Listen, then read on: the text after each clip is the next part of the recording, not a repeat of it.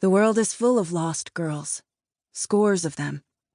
Girls who disappear into the night, who inject heroin and fall off the map, who love other girls and come home to find their parents have changed the locks.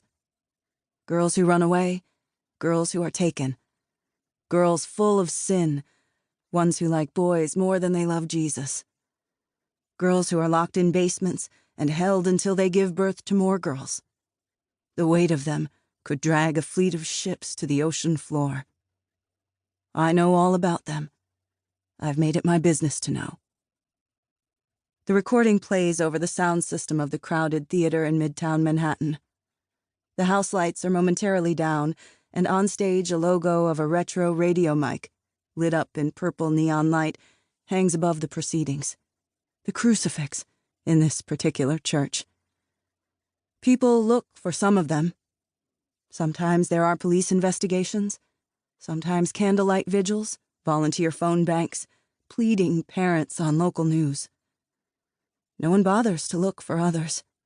If they were rotten, or ruined, or from the wrong place, or from the wrong sort of family, they are allowed to slip away. For others still, no one even knows they are gone, because no one cared for them to begin with. My sister was lucky in that way, at least. She was loved. We looked for her. I don't think I will ever stop looking. I'm standing at the bar to the left of the audience when a man sidles up to me. I can feel it without having to look, like a little static pulse at the hairs on my arm, the kind of sixth sense you develop when you've had a life like mine. It's my talent, the one my friends would tease me about in college, saying I was a little bit psychic beneath it all. I'm not, of course. I just pay attention. By my count, my sister was the 16th girl lost in the 100-year history of Sutcliffe Heights, Illinois, one of 2 kidnappings, though the other was a 6-year-old, taken across the Wisconsin border by her father during a custody dispute in 1973. That girl was returned, unharmed, 2 days later, as soon as the police put out an APB. Most of the others were runaways, factory girls who worked in Chicago's nearby industrial yards in the early 40s. Bright teenagers sucked westward by the promise of California in the 60s. Nothing like Maggie.